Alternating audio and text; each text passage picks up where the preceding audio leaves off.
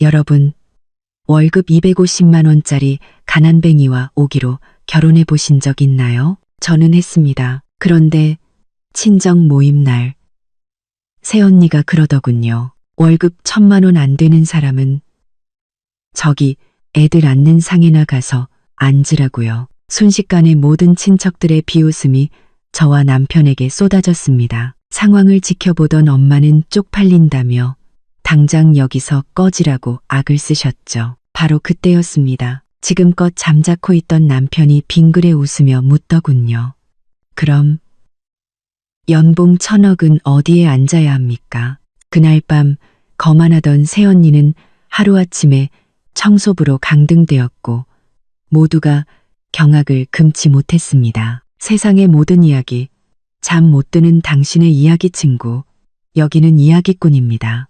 제 이름은 김서연. 오늘은 한 달에 한 번 열리는 친정 모임 날입니다. 솔직히 말해 이 문을 들어설 때마다 제 발목에는 커다란 쇳덩이라도 매달린 것처럼 천근만근 무거워 발걸음이 떨어지질 않습니다. 힐끗 제 옆에서 걷고 있는 남편 이민준을 쳐다봤습니다. 그의 얼굴에는 여전히 온화한 미소가 걸려 있습니다.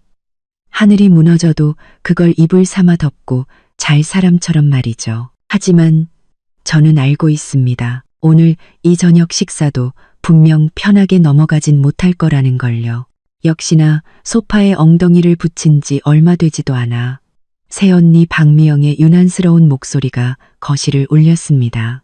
새언니는 사촌 동생의 손을 붙잡고 침까지 튀겨가며 자랑을 늘어놓고 있었습니다. 어머, 우리 서준 씨가 올해 운이 좀 좋았잖아. 연봉이야 뭐 겨우 1억 정도지만 이번에 나한테 새 차 한 대 뽑아줬지 뭐야. 장 보고 애들 태우러 다닐 때 편하게 쓰라고 말이야. 새언니는 말끝마다 저와 민준을 흐깃거리며 곁눈질했습니다. 그 눈빛은 마치 날카로운 칼날 같았죠. 상석에 앉아 계시던 엄마는 얼굴에 웃음꽃이 활짝 피었습니다. 역시 우리 미영이가 복이 많아. 서준이가 능력이 있잖니. 누구처럼. 엄마는 일부러 말끝을 흐리며 가볍게 저를 쏘아 보셨습니다. 그렇게 뜯어말렸는데도 기어코 불구덩이로 뛰어들더니 이제 와서 어쩔 거야. 한 달에 250만 원 벌어서 뭘 어쩌겠다고. 그걸로 어디 나가서 밥이나 사 먹겠니? 저는 고개를 숙인 채 애꿎은 손톱만 잡아뜯었습니다. 얼굴이 불타는 것처럼 화끈거렸습니다. 월급 250만 원. 이건 5년 전 제가 민준과 결혼할 당시 그의 한 달 월급이었습니다. 그리고 이 숫자 때문에 저는 지난 5년간 친정에서 단 한 번도 고개를 들지 못했습니다. 민준이 테이블 아래로 제 손을 살며시 잡으며 괜찮다고 신호를 보냈습니다. 드디어 저녁 식사가 시작되었습니다. 긴 식탁에는 친척들이 가득 들어찼습니다. 저와 민준은 늘 그랬듯 구석 자리를 찾아 앉으려 했습니다. 하지만 새언니 박미영이 손가락으로 거실 구석에 놓인 아이들을 위해 마련된 작은 상을 가리키며 목소리를 높였습니다. 마치 중대 발표라도 하는 듯한 태도였죠. 아, 다들 잠시만 주목. 오늘 식사는 그냥 앉지 말고 우리 좀 새로운 규칙을 정해볼까 해요. 능력에 따라 자리를 정하는 거지. 월급 1,000만 원 안 되는 사람은 자발적으로 저기 애들 상으로 갑시다. 괜히 여기 앉아서 자리 차지하지 말고. 그 말이 끝나자마자 식탁은 순간 물을 끼얹은 듯 조용해졌습니다. 그리고 몇몇 친척들의 노골적인 비웃음과 동정이 섞인 시선이 일제히 저와 민준에게로 향했습니다. 온몸의 피가 머리로 쏠리는 기분이었습니다. 귓가에서는 윙하는 소리가 맴돌았죠. 엄마의 얼굴은 순식간에 굳어졌습니다. 딸과 사위 때문에 제대로 망신을 당했다고 생각하셨는지 갑자기 테이블을 손으로 콱 내리치셨습니다. 그리고 저를 향해 날카롭게 소리쳤습니다. 김서연, 너 귀먹었어. 네 새언니 말 못 들었냐고. 아직도 뻔뻔하게 거기 앉아서 뭐 하는 거야. 그 빌어먹을 거렁뱅이 남편 데리고 당장 꺼져. 여기서 더 망신시키지 말고. 그 순간 서러움의 눈시울이 붉어졌습니다. 눈물이 눈앞을 가렸고 저는 당장이라도 민준의 손을 잡고 이 지옥 같은 곳을 뛰쳐나가고 싶었습니다. 바로 그때였습니다. 지금까지 돌처럼 침묵을 지키던 민준이 갑자기 피식하고 웃음을 터뜨렸습니다. 그는 태연하게 냅킨으로 입가를 닦더니 고개를 들어 의기양양한 표정의 새언니를 똑바로 쳐다봤습니다. 그리고 크지는 않지만 식당 안의 모든 사람이 들을 수 있을 만큼의 목소리로 미소를 머금고 물었습니다. 새언니, 그럼 하나만 물어봅시다. 연봉이 1,000억이면 어디에 앉아야 합니까? 거실 전체가 바늘 떨어지는 소리까지 들릴 정도로 고요해졌습니다. 방금 전까지 시끄럽게 떠들던 사람들은 모두 주문에라도 걸린 듯 입을 떡 벌리고 눈을 동그랗게 뜬 채 마치 한 무리의 멍청한 거위들처럼 굳어 있었습니다. 새언니 박미영의 얼굴에서 의기양양한 미소가 그대로 얼어붙었습니다. 입꼬리가 파르르 떨리는 게 울고 싶은 건지 웃고 싶은 건지 분간이 안 될 정도로 흉하게 일그러졌습니다. 그녀는 목이 매는 소리로 억지 웃음을 터뜨리며 말했습니다. 이민준 씨, 지금 제정신이야? 가난에 찌들어서 헛소리가 나오는 모양인데 연봉 1,000억? 1,000억이 얼마인지는 알고 떠드는 거야. 허풍도 정도껏 쳐야지. 엄마도 정신을 차렸는지 얼굴이 하얗게 질려 우리를 손가락질했습니다. 꺼져. 당장 꺼지라고. 김서연, 너 대체 어떤 인간을 데려온 거야? 능력도 없는 주제에 이제 허풍까지 떠는 거냐고. 우리 집안 망신은 내년들이 다 시키는구나.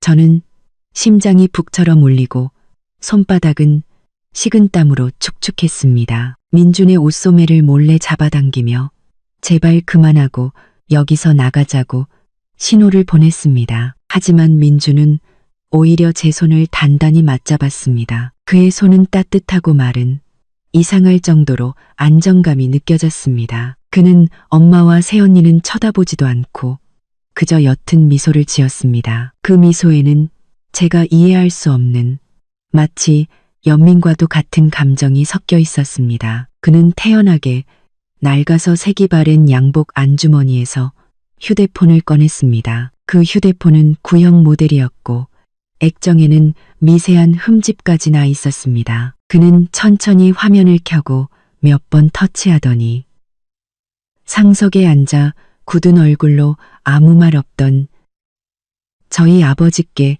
휴대폰을 건넸습니다. 민준의 목소리는 여전히 차분했습니다. 아버님, 식견이 넓으시니 좀 봐주시겠습니까? 이게 MJ그룹 내부 지분 조회 화면입니다. 여기 나오는 지분율과 평가액을 따져보면 연간 배당금이 대충 그 정도 숫자가 나오는지 한번 확인해 주시죠. 아버지는 반신반의하며 휴대폰을 받아들고 미간을 찌푸린 채 화면을 들여다보셨습니다. 처음에는 무심하게 훑어보시던 아버지의 눈이 갑자기 휘둥그레졌습니다. 자세까지 바로잡으시더니 휴대폰을 쥔 손이 미세하게 떨리기 시작했습니다. 아버지는 휴대폰 화면과 민준의 평온한 얼굴을 번갈아 쳐다보며 입술을 달싹였지만 한동안 아무 말도 하지 못하셨습니다. 여보, 뭐가 문제예요? 저 인간이 뭘 보여준 거예요? 엄마가 아버지 곁으로 다가가 물었습니다. 아버지는 마치 물에 빠졌다가 겨우 떠오른 사람처럼 거친 숨을 몰아쉬었습니다. 그리고 민준을 바라보는 아버지의 눈빛은 완전히 달라져 있었습니다. 경악과 경외, 그리고 약간의 당혹감이 뒤섞인 눈빛이었죠. 아버지의 목소리가 떨려 나왔습니다. MJ그룹, 그 포브스 500대 기업에 드는 전 세계의 사업체를 둔 그 MJ그룹 말인가? 자네가 정말. 민준은 마치 오늘 날씨가 좋다는 듯 담담하게 고개를 끄덕였습니다. 네, 평소에는 전문 경영인 팀에게 맡겨두고 구체적인 업무는 잘 보지 않습니다. 서연이가 조용한 삶을 좋아해서 저도 그냥 맞춰주고 있었을 뿐입니다. 제 머릿속에서 폭탄이라도 터진 것 같았습니다. MJ그룹.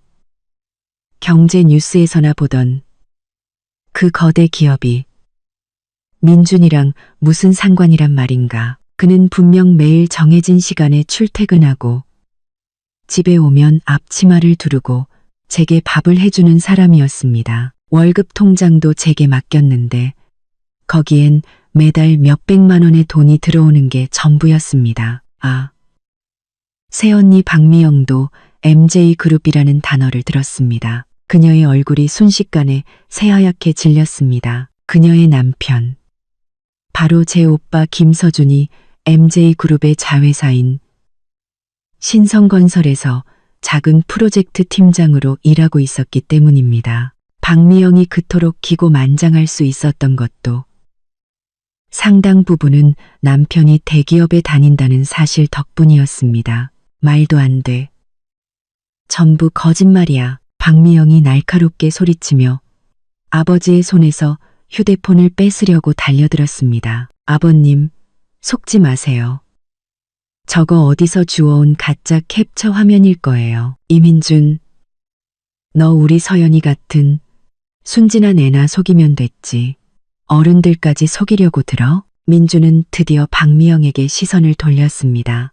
그의 눈빛이 차갑게 식었습니다. 그는 다른 평범해 보이는 휴대폰을 꺼내 단축키 하나를 눌렀습니다. 전화는 거의 즉시 연결되었습니다. 그는 수화기에 대고 말했습니다. 제가 한 번도 들어본 적 없는 지위 높은 사람, 특유의 위엄이 서린 냉담한 목소리였습니다. 김비서, 그룹 산하 신성건설에 김서준이라는 과장 있는지 확인해줘요. 네. 인사팀에 연락해서 바로 해고 처리해요. 사유는 그의 아내 박미영 씨가 이 이민주는 우리 집안 식사 자리에 낄 자격이 없다고 판단했기 때문이라고 전하고, 그리고 본사 명의로 신성건설에 공문을 보내서 박미영 씨 부친의 명성 포장과 진행하던 모든 협력 계약을 즉시 전면 중단하도록 하세요. 그는 상대방의 대답도 듣지 않고 바로 전화를 끊었습니다. 거실은 죽음과 같은 정적에 휩싸였습니다. 민준이 전화를 끊음과 거의 동시에 오빠 김서준의 휴대폰이 미친 듯이 울리기 시작했습니다. 오빠는 허둥지둥 전화를 받았습니다. 몇 마디 듣지 않았는데도 그의 얼굴은 순식간에 잿빛으로 변했고 이마에서는 식은땀이 비 오듯 쏟아졌습니다. 그는 전화기에 대고 횡설수설하며 변명했습니다. 해고라니요? 왜죠? 부장님, 제 말 좀 들어보세요. 여보세요? 오빠의 통화가 끝나기도 전에 새언니 박미영의 휴대폰도 뒤따라 울렸습니다. 그녀는 액정에 뜬 아빠라는 두 글자를 보며 손을 너무 심하게 떨어 휴대폰을 거의 잡지도 못했습니다. 전화를 받자마자 수화기 너머로 그녀의 아버지가 내지르는 찢어질 듯한 고함이 터져나왔습니다. 그 소리가 너무 커서 우리에게까지 희미하게 들릴 정도였습니다. 박미영, 이 재수 없는 년, 너 도대체 무슨 짓을 하고 다닌 거야? MJ그룹에서 갑자기 모든 계약을 파기한다고 통보했어. 우리 회사 망했다고, 다 끝났어. 너 당장 집으로 기어들어와. 박미영의 손에서 휴대폰이 쨍그랑 소리를 내며 바닥으로 떨어졌습니다. 액정은 산산조각이 났습니다. 그녀는 마치 흐물흐물한 진흙처럼 바닥에 주저앉았습니다. 텅 빈 눈으로 허공을 응시하며 중얼거렸습니다. 끝났어. 다 끝났어. 엄마는 완전히 넋이 나간 표정이었습니다. 잿빛 얼굴의 아들을 보았다가 바닥에 주저앉은 며느리를 보았다가 마지막으로 평온한 표정의 이민준을 쳐다보았습니다. 입을 몇 번 달싹였지만 끝내 아무 말도 하지 못했습니다. 얼굴만 파랗게 하얗게 변할 뿐이었죠. 민주는 제 손을 잡고 자리에서 일어났습니다. 넋이 나간 채 굳어버린 사람들은 쳐다보지도 않고 아버지께만 가볍게 고개를 숙였습니다. 목소리는 여전히 담담했습니다. 아버님, 간내 아이들 상에서도 저희가 밥을 먹을 자격이 없나 봅니다. 서연이가 몸이 좀 안 좋아서 저희는 먼저 들어가 보겠습니다. 아버님, 그는 그렇게 온 가족의 경악과 공포, 후회와 불신이 뒤섞인 시선 속에서 여전히 멍한 저를 데리고 지난 5년간 저를 억눌러 왔던 친정집 대문을 나섰습니다. 등 뒤에서 엄마의 울음 섞인 외침이 들려왔습니다. 서연아, 민준아, 잠시만 기다려다오. 민주는 제 손을 잡고 낡고 평범해 보이는 그의 차까지 말없이 걸어갔습니다. 저녁바람이 얼굴에 차갑게 스쳤지만 제 머릿속은 여전히 혼란스러운 생각들로 가득했습니다. 방금 일어난 모든 일이 마치 한편의 황당한 꿈처럼 느껴졌습니다. 그는 제게 조수석 문을 열어주고 제가 머리를 부딪히지 않도록 차문 위쪽을 손으로 막아주었습니다. 지난 5년간 단 하루도 빼먹지 않았던 세심한 배려였습니다. 저는 기계적으로 차에 올라탔고 그가 차 앞을 돌아 운전석에 앉아 시동을 거는 모습을 멍하니 바라보았습니다. 엔진 소리는 아주 조용했고 차 안은 이상할 정도로 고요했습니다. 슬쩍 고개를 돌려 그를 보았습니다. 가로등 불빛이 그의 옆모습을 스쳐 지나갔습니다. 지난 5년간 봐왔던 익숙하고 각진 얼굴. 하지만 지금 이 순간 그의 얼굴이 너무나도 낯설게 느껴졌습니다. MJ그룹, 이민준. 이 두 단어가 머릿속에서 계속 맴돌 뿐 도저히 하나로 합쳐지지 않았습니다. 차는 부드럽게 도로에 합류했습니다. 하지만 우리가 새들어 살던 60제곱미터짜리 작은 집으로 가는 방향이 아니었습니다. 우리 어디 가는 거야? 저는 마침내 참지 못하고 메마른 목소리로 물었습니다. 민주는 앞을 보며 여전히 온화한 목소리로 대답했습니다. 집에? 저는 잠시 멈칫했습니다. 이 길은 우리 집 가는 길이 아닌데. 그가 고개를 돌려 저를 보며 미소 지었습니다. 그 미소에는 미안함과 쉽게 눈치챌 수 없는 피로감이 섞여 있었습니다. 서연아, 미안해. 오랫동안 너를 속였어. 이제 우리 진짜 집으로 가는 거야. 진짜 집. 저는 더욱 혼란스러워졌습니다. 마음속은 온갖 질문들로 가득했지만 더 이상 묻지 않았습니다. 그저 의자의 등을 기댄 채 창밖으로 빠르게 스쳐 지나가는 네온 사인을 바라보았습니다. 오늘 밤 받은 충격이 너무 커서 소화할 시간이 필요했습니다. 차는 마침내 제가 경제 잡지나 드라마에서나 보던 곳으로 들어섰습니다. 서울에서 가장 고급 주택가로 꼽히는 한남동의 한 빌라 단지였습니다. 입구의 경비원은 멀리서부터 우리 차 번호판을 보고는 즉시 경례를 하고 재빨리 차단기를 올렸습니다. 차는 조용한 가로수길을 따라 안으로 들어갔습니다. 양옆으로는 하나같이 웅장하고 멋진 저택들이 늘어서 있었습니다. 마침내 차는 현대 미술관처럼 보이는 한 건물 앞에 멈춰 섰습니다. 거대한 철제 대문이 자동으로 천천히 열렸고 그 뒤로는 차를 수십 대는 좋게 댈 수 있는 넓은 정원이 펼쳐졌습니다. 저는 눈앞의 광경에 입을 떡 벌린 채 더듬거리며 물었습니다. 여기가 우리 집이야. 민주는 차를 세우고 반대편으로 돌아와 제 차 문을 열어주며 손을 내밀었습니다. 가자.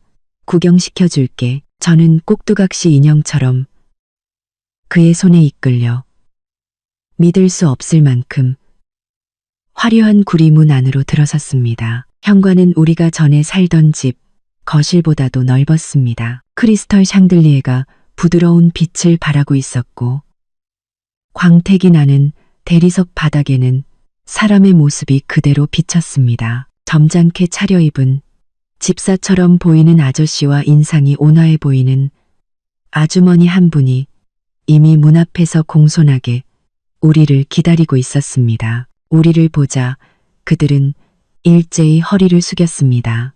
회장님, 사모님, 집에 오신 것을 환영합니다. 사모님, 저는 얼굴이 확 달아오르며 온몸이 불편해졌습니다.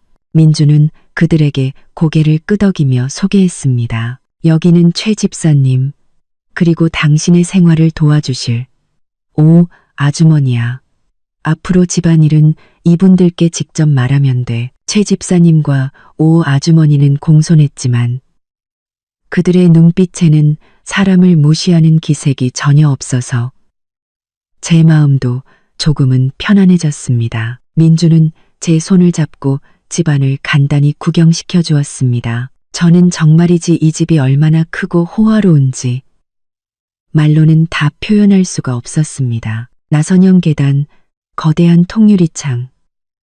벽에는 제가 잘 알지는 못하지만 딱 봐도 비싸 보이는 유화들이 걸려 있었습니다. 그리고 벽 한 면을 가득 채운 책장에는 온갖 종류의 책들이 빽빽하게 꽂혀 있었습니다. 이것은 제가 집이라는 단어에 대해 가지고 있던 모든 상식을 뛰어넘는 광경이었습니다. 당신 정말. 저는 텅 비어 으스스하기까지 한 거실 중앙에 서서 마침내 제 목소리를 되찾았지만 무슨 말을 어떻게 해야 할지 몰랐습니다. 민주는 저를 푹신한 소파에 앉히고 오 아주머니에게 물 2잔을 가져오라고 했습니다. 그는 저를 바라보았습니다. 그의 눈빛은 죄책감으로 가득 차 있었습니다. 서연아, 사실 나는 MJ그룹의 창업자이자 최대 주주야. 미안해. 5년 동안 널 속였어. 왜? 저는 그를 바라보았습니다. 마음속은 만감이 교차했습니다. 속았다는 서운함, 진실을 알게 된 충격. 하지만 그보다 더 큰 것은 말로 표현하기 힘든 복잡한 감정이었습니다. 안들, 왜 평범한 직장인인 척했던 거야? 왜 나한테 숨겼어? 내가 친정에서 무시당하고 가난뱅이랑 결혼했다고 손가락질 받는 걸 보면서 그게 그렇게 재밌었어. 제 목소리에는 저도 모르게 울음이 섞여 나왔습니다. 지난 5년간 저는 그 때문에 얼마나 많은 배관시와 조롱을 견뎌야 했던가요. 심지어 부모님과의 관계마저 얼어붙었습니다. 저는 우리가 동고동락하는 부부라고 믿었습니다. 하지만 결국 모든 고통은 저 혼자 감당하고 있었던 것 같았습니다. 아니야, 서연아. 내 말 좀 들어봐. 민주는 제 손을 꽉 잡았습니다. 그의 눈빛은 간절하고 진실했습니다. 단 한 번도 재밌다고 생각한 적 없어. 오히려 정반대야. 네가 나 때문에 속상해하는 모습을 볼 때마다 내 마음은 칼로 베는 것처럼 아팠어. 그는 심호흡을 한 번 하고 이유를 설명하기 시작했습니다. 내가 MJ그룹을 창업한 건 너를 만나기 전이었어. 회사는 빠르게 성장했고 돈과 권력은 너무나 갑작스럽게 찾아왔지. 내 주변에는 온통 내 신분과 돈을 보고 접근하는 사람들 뿐이었어.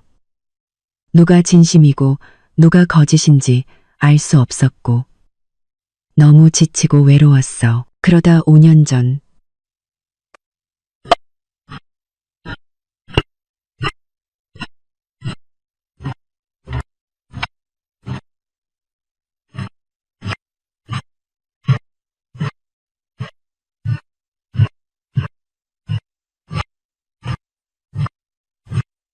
그는 저를 바라보았습니다.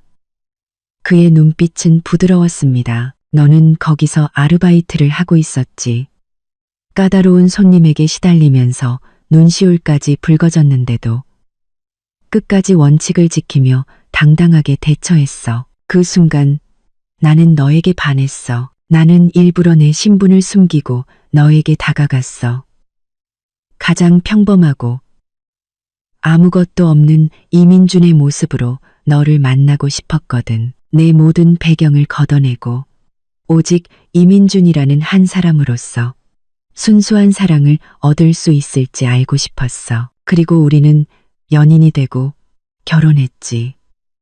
지난 5년은 내 인생에서 가장 안정되고 행복한 시간이었어. 매일 퇴근하고 집에 돌아와 부엌에서 분주하게 움직이는 내 뒷모습을 보고 네가 해준 때로는 짜고 때로는 싱거운 음식을 먹고 그 작은 소파에 너와 함께 앉아 TV를 보는 그런 평범한 따뜻함은 돈으로는 절대 살 수 없는 것들이었어.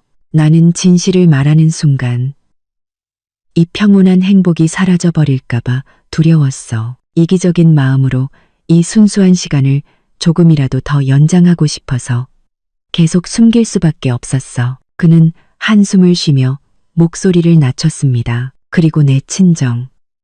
네가 얼마나 많은 상처를 받았는지 알아.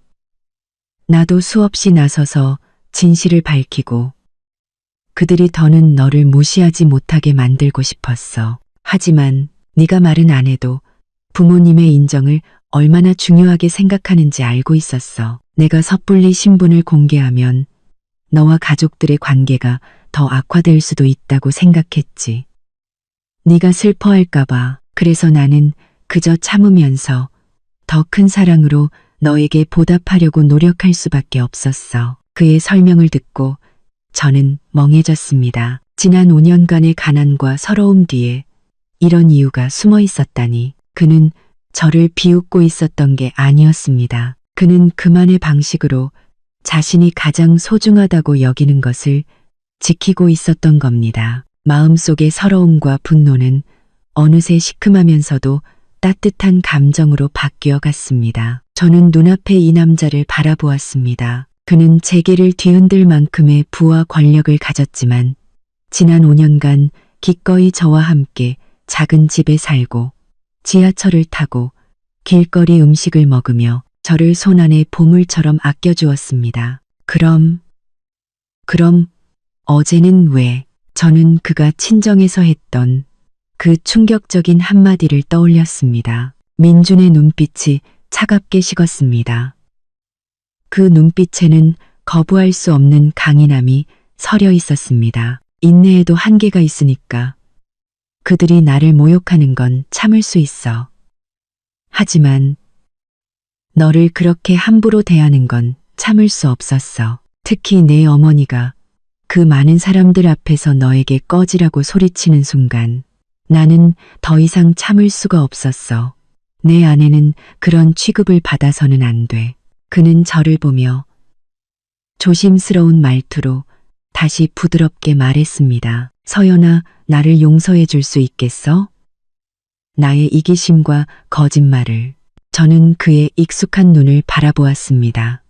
그 안에는 미안함과 불안함, 그리고 저를 향한 숨길 수 없는 사랑이 가득했습니다. 지난 5년간의 모든 순간들이 마음속에 떠올랐습니다. 그가 제게 보여준 사랑은 너무나 진실했고 모든 사소한 순간에 배어 있었습니다. 가난한 신부는 거짓이었지만 우리 사이의 감정은 진짜였습니다. 저는 코를 훌쩍이며 일부러 굳은 표정을 지었습니다. 용서해 줄 수는 있지.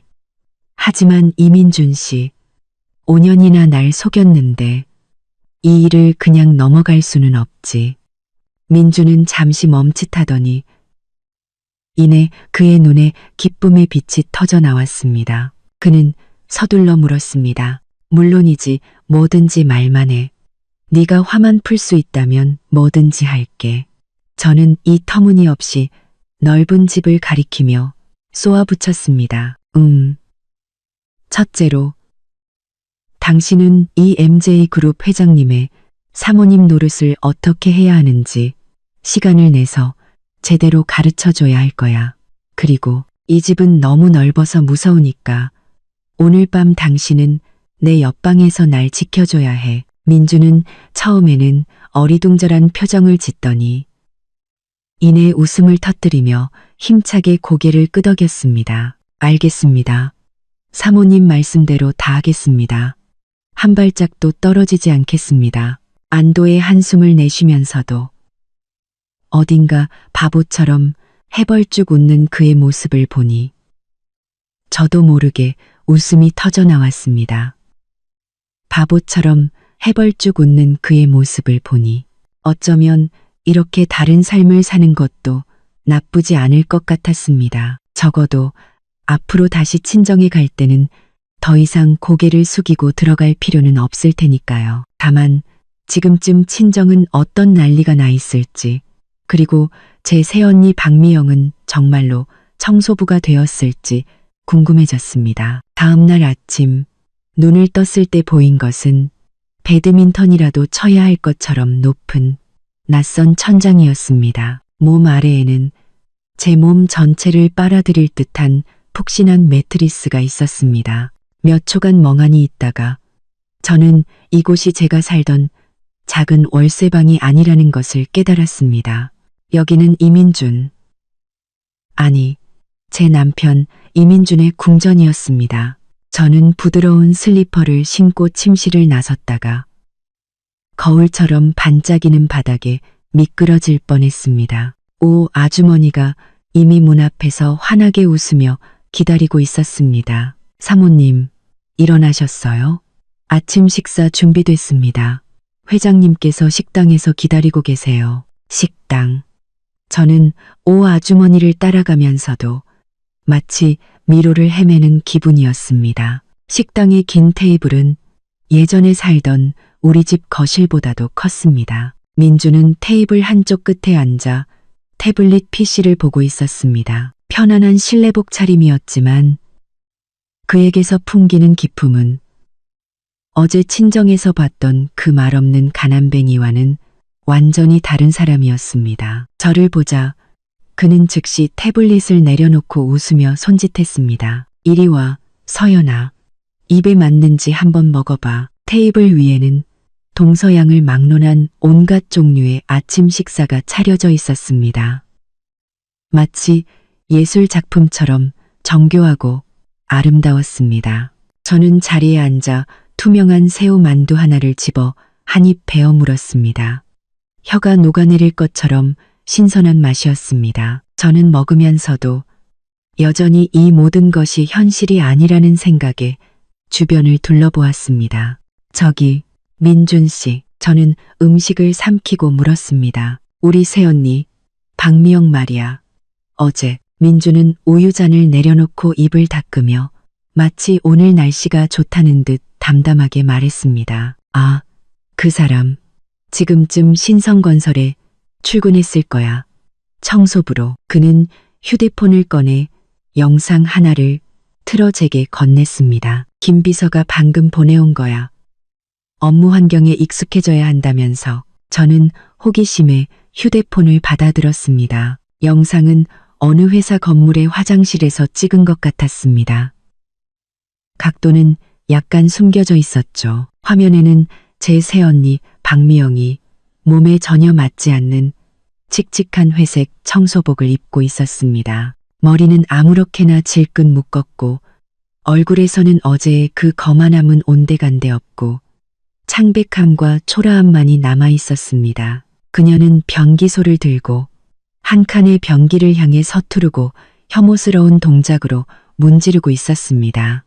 미간은 파리가 끼어 죽을 정도로 찌푸려져 있었죠. 옆에는 관리자 제복을 입은 덩치 큰 중년 여성이 팔짱을 낀 채 날카로운 목소리로 그녀를 꾸짖고 있었습니다. 박미영 씨, 밥 안 먹었어? 힘줘서 깨끗하게 닦으라고. 아직도 자기가 팀장님 사모님인 줄 알아? 똑똑히 들어. 청소부에 왔으면 청소부 규율을 따라야지. 2층 화장실 전부. 출근 시간 전까지 청소 끝내야 해. 다른 사람들 사용하는데 지장 주면 내가 가만 안 둘 줄 알아. 박미영은 고개를 들었습니다. 얼굴은 땀과 눈물로 범벅이었습니다. 울먹이며 말했죠. 부장님, 제가 예전은 무슨 놈의 예전. 그장 부장이라는 사람은 가차없이 그녀의 말을 끊었습니다. 네가 예전에 뭐였든 내가 알 바 아니야. 지금은 청소원이야. 빨리 일이나 해. 그리고 손에 낀 그 금팔찌 당장 빼. 일하면서 그런 걸 끼고 뭐 하는 짓이야? 누구 꼬시려고? 박미영은 덜덜 떨며 마지못해 평소 그토록 아끼던 그 굵은 금팔찌를 뺐습니다. 영상은 거기서 끝났습니다. 저는 까맣게 변한 휴대폰 화면을 보며 마음속이 복잡 미묘했습니다. 조금은 통쾌했습니다. 박미영은 예전에 오빠가 회사에서 좀 힘이 있다는 이유로 저를 얼마나 비웃고 무시했던가요. 하지만 그녀의 이런 모습을 보니 조금은 불쌍하다는 생각도 들었습니다. 물론 그 불쌍함은 어제 그녀가 보여준 그 뻔뻔한 얼굴에 대한 혐오감에 금세 묻혀버렸습니다. 자업자득이죠. 이거 너무 심한 거 아니야? 저는 작은 목소리로 물었습니다. 민주는 저를 바라보며 진지한 눈빛으로 말했습니다. 서연아, 어떤 사람에게 베푸는 자비는 그저 방종일 뿐이야. 어제 그녀가 너에게 어떻게 했는지 벌써 잊었어? 만약 내가 여전히 월급 250만 원짜리 이민준이었다면 오늘 저기서 변기를 닦고 있는 건 우리였을지도 몰라. 세상은 때로 이렇게 현실적이야. 강과 그는 잠시 말을 멈추고 부드러운 목소리로 덧붙였습니다. 하지만 걱정 마. 그냥 인생의 쓴맛을 좀 보게 하려는 것뿐이야. 정말로 그녀에게 생명의 위협을 가하거나 어떻게 하려는 건 아니니까. 그녀가 진심으로 자기 잘못을 뉘우치면 그때 다시 생각해보자. 그때 제 휴대폰이 갑자기 미친 듯이 진동하기 시작했습니다. 휴대폰을 들어보니 액정에 엄마라는 두 글자가 떠 있었습니다. 저는 민준을 쳐다봤고 그는 받으라는 듯 고개를 끄덕였습니다. 저는 심호흡을 하고 통화 버튼을 눌렀습니다. 여보세요 라고 말하기도 전에 수화기 너머로 엄마의 울음 섞인 전례 없이 다급한 목소리가 터져 나왔습니다. 서연아, 내 딸아, 어디 있니? 엄마가 잘못했다. 엄마가 어제 정신이 나가서 못할 말을 했어. 제발 마음에 담아두지 마라.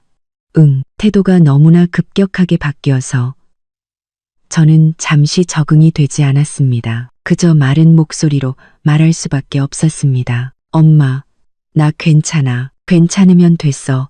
괜찮으면. 엄마는 서둘러 말했습니다. 서연아, 민준이랑 같이 있니? 너희 지금 어디야? 엄마가 가서 너희 좀 보고 민준이한테 직접 사과하고 싶어서 그래. 그리고 네 오빠랑 새언니 그 철없는 것들 때문에. 서연아, 제발 내 오빠 좀 도와줘야 한다. 걔 직장 잃으면 우리 집안은 이제 어떻게 사니? 역시. 결국 오빠의 직장 때문이었습니다. 엄마의 사과에 잠시나마 흔들렸던 제 마음은 순식간에 차갑게 식어버렸습니다. 저는 그녀의 질문에 대답하지 않고 그저 말했습니다. 엄마, 나 지금 좀 바빠서 나중에 다시 통화하자. 그리고 바로 전화를 끊었습니다. 전화를 끊자마자 다시 벨이 울렸습니다. 이번에는 아버지였습니다. 저는 받지 않고 바로 무음으로 전환했습니다. 그러자 이번에는 카카오톡 메시지가 미친 듯이 울리기 시작했습니다. 부모님뿐만 아니라 평소에는 거의 연락도 없던 몇몇 친척들까지 제가 어디에 있는지, 민준이 정말 그렇게 대단한 사람이 맞는지 아첨하는 말투로 물어왔습니다. 저는 계속해서 반짝이는 휴대폰 화면을 보며 갑자기 헛웃음이 나왔습니다. 어제까지만 해도 저는 그들에게 무시당하고 인연이라도 끊고 싶어 하던 가난한 친척이었습니다. 그런데 오늘 저는 그들이 어떻게든 잘 보이려고 애쓰는 대상이 되어 있었습니다. 민주는 제게 작은 만두 하나를 더 집어주며 말했습니다. 신경 쓰지 마. 밥부터 먹어. 오늘 뭐 하고 싶어? 집에서 쉴래?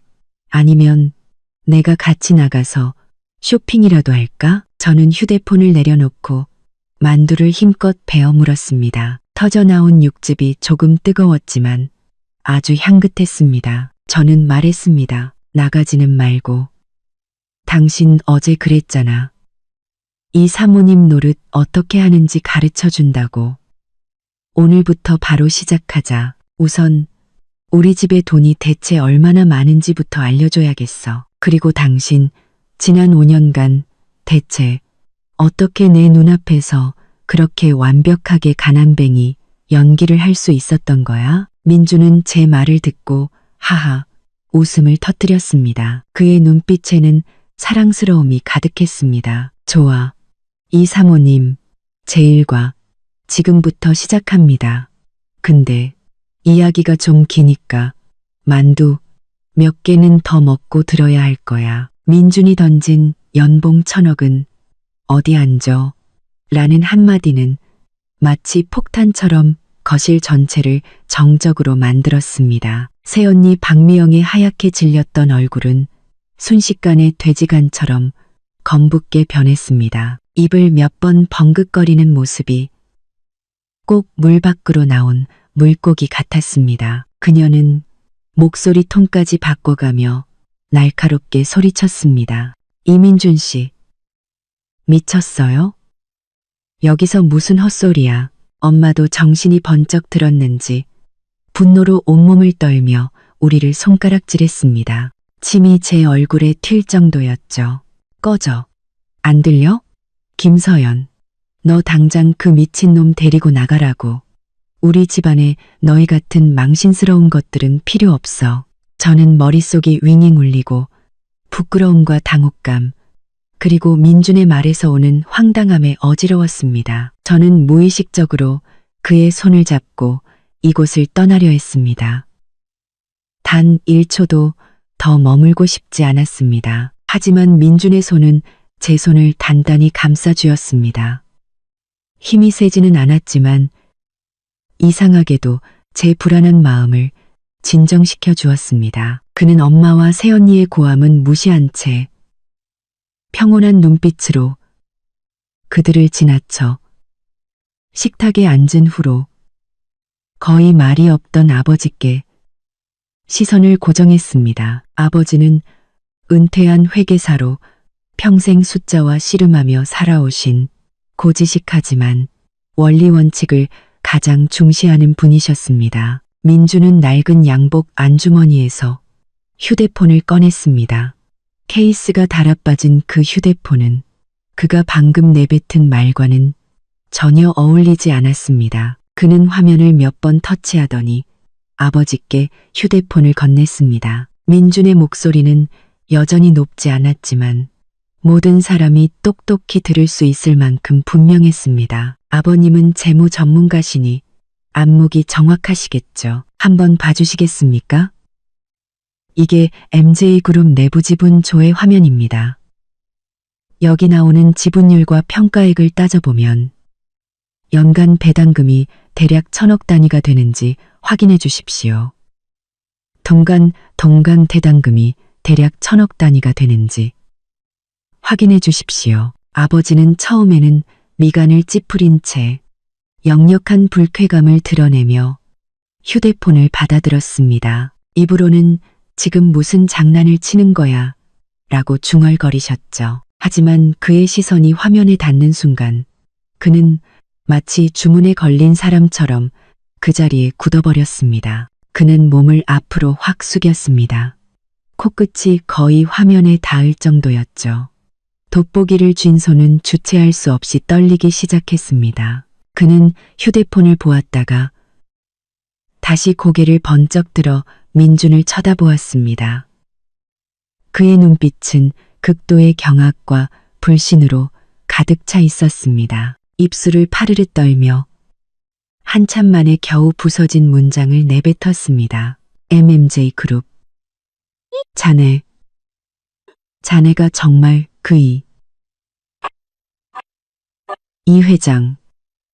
이 회장이라는 두 글자는 마치 거대한 망치처럼 그곳에 있는 모든 사람의 심장을 내리쳤습니다. 박미영의 얼굴에서 핏기가 쏘아하고 사라졌습니다. 그녀는 날카롭게 소리쳤습니다. 말도 안 돼요. 아버님, 잘못 보신 거예요. 저거 분명히 위조한 거라고요. 이민준, 이 사기꾼. 그녀는 휴대폰을 빼앗아 확인하려는 듯 달려들었습니다. 바로 그때 날카로운 휴대폰 벨소리가 갑자기 울려 퍼졌습니다. 오빠, 김서준의 전화였습니다. 그는 허둥지둥 휴대폰을 꺼내 액정을 확인하더니 얼굴이 즉시 공손하고 긴장된 표정으로 변했습니다. 네, 부장님. 무슨 일이십니까? 수화기 너머의 목소리는 매우 컸고 노골적인 분노가 담겨 있어 우리에게까지 희미하게 들렸습니다. 김서준 씨, 당신 도대체 무슨 짓을 하고 다닌 거야? 본사에서 방금 통보가 내려왔어. 당신과의 근로계약을 즉시 해지하라고. 당신, 해고야. 짐 싸서 당장 나가. 오빠의 공손하던 얼굴은 순식간에 굳어지고 잿빛 절망으로 변했습니다. 그는 전화기에 대고 횡설수설했습니다. 부장님, 제 말 좀 들어보세요. 무슨 오해가 있으신 것 같은데. 저는 그의 말이 채 끝나기도 전에 박미영의 휴대폰도 마치 저승사자처럼 울리기 시작했습니다. 그녀는 액정에 뜬 아빠라는 글자를 보며 손을 너무 심하게 떨어 휴대폰을 거의 잡지도 못했습니다. 전화를 받자마자 그녀의 아버지가 내지르는 불호령 같은 고함이 수화기를 뚫고 거실 전체에 울려 퍼졌습니다. 박미영, 이 재수없는 년. 너 대체 누굴 건드린 거야? MJ그룹에서 방금 우리 명성포장과의 모든 계약을 전면 중단한다고 공식 통보했어. 내 수십 년 피땀이 전부 물거품이 됐다고. 너 당장 기어들어와. 박미영의 휴대폰이 쨍그랑 소리를 내며 바닥에 떨어졌고 액정은 산산조각 났습니다. 그녀는 다리에 힘이 풀려 그대로 바닥에 주저앉았습니다. 텅 빈 눈으로 허공을 응시하며 끝났어. 다 끝났어라고 반복해서 중얼거렸습니다. 방금 전까지 기세등등하던 엄마는 이제 넋이 나간 사람 같았습니다. 잿빛 얼굴의 아들을 보았다가 바닥에 주저앉은 며느리를 보았다가 마지막으로 태연한 표정의 민준에게 시선을 옮겼습니다. 입을 몇 번 벙긋거렸지만 끝내 아무 말도 하지 못했습니다. 얼굴색만 파랗게 질렸다. 하얗게 변했다를 반복할 뿐이었죠. 민주는 그제야 제 손을 잡고 일어섰습니다. 그는 넋 나간 채 굳어버린 사람들은 쳐다보지도 않고 아버지께만 가볍게 고개를 숙였습니다. 아버님, 이만하면 식사는 다 한 것 같습니다. 서연이가 몸이 좀 안 좋아서 저희는 먼저 들어가 보겠습니다. 그는 그렇게 죽음과 같은 정적 속에서 경악과 공포, 후회가 뒤섞인 수많은 시선을 받으며 저를 데리고 한 걸음 한 걸음 문을 향해 걸어나갔습니다. 엄마가 정신을 차렸는지 울음 섞인 목소리로 외쳤습니다. 서연아, 민준아, 너희 가지 마라. 민준은 마치 듣지 못한 것처럼 걸음을 멈추지 않았습니다. 그의 손에 잡힌 제 손바닥이 조금 아팠지만 이상하게도 지난 5년간 친정에서 억눌려왔던 마음은 이 혼란 속에서 전례 없는 안정감을 느꼈습니다. 민주는 그의 지나치게 평범한 차를 몰아 지난 5년간 저를 숨막히게 했던 그 동네를 벗어났습니다. 창밖에 네온 사인이 빠르게 뒤로 스쳐 지나가며 그의 옆얼굴을 비췄습니다. 저는 의자에 등을 기댄 채 방금 벌어진 그 충격적인 반전을 머릿속에서 계속 되감았습니다. 마치 한 편의 황당한 영화를 본 것 같았고 제가 그 영화의 여주인공이라는 사실이 믿기지 않았습니다. 차는 마침내 제가 꿈에서도 가본 적 없는 곳, 서울에서 가장 고급스러운 한남동의 빌라 단지로 들어섰습니다. 웅장한 대문과 공손하게 경례하는 경비원을 보고 나서야 저는 지난 5년간 낡은 차를 몰고 60제곱미터짜리 월세방에서 저와 함께 살았던 이 남자가 정말 평범한 사람이 아니라는 것을 실감했습니다. 우리 여기 사는 거야. 저는 밤의 어둠 속에서 미술관처럼 빛나는 건물을 보며 붕 뜬 목소리로 물었습니다. 응, 집에 온 거야. 민주는 차를 세우고 반대편으로 돌아와 제게 문을 열어주었습니다. 그의 행동은 여전히 세심하고 다정했습니다.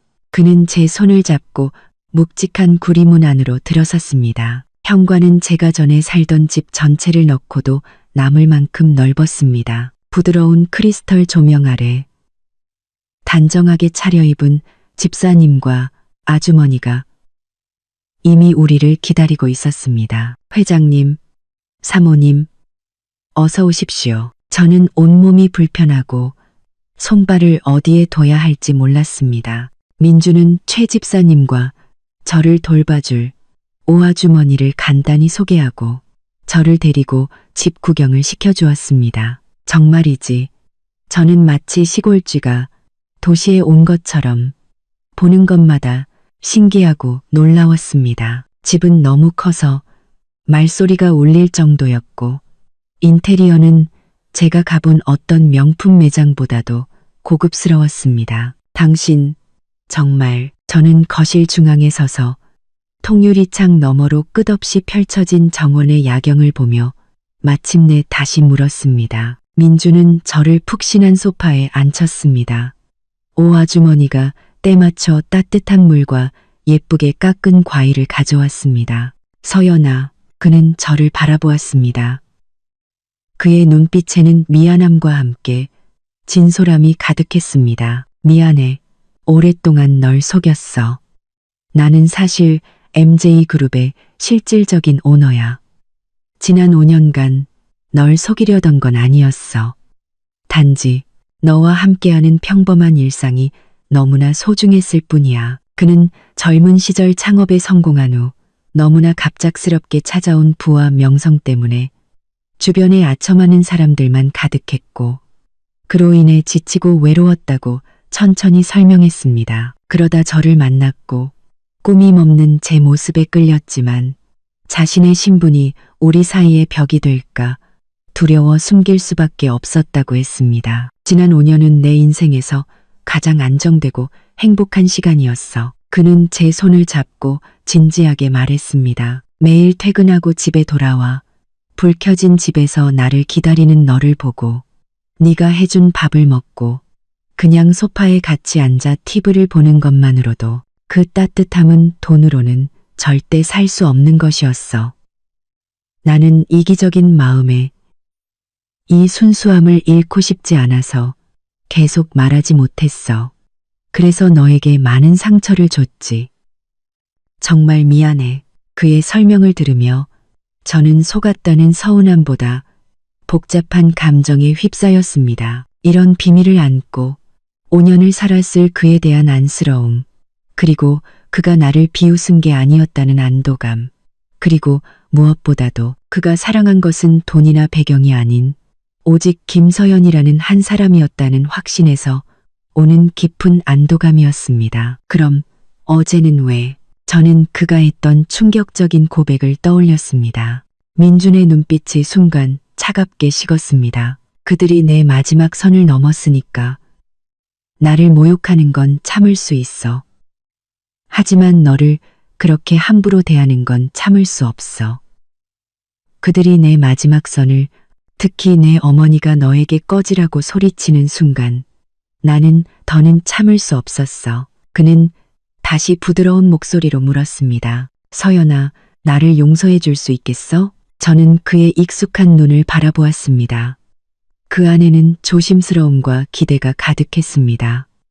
지난 5년간 그가 제게 보여준 사랑은 진짜였습니다. 저는 코를 훌쩍이며 일부러 굳은 표정을 지었습니다.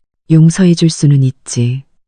하지만 이민준 씨, 5년이나 날 속였는데 이 빚은 제대로 갚아야 할 거야. 민주는 잠시 멈칫하더니 즉시 고개를 끄덕였습니다. 물론이지.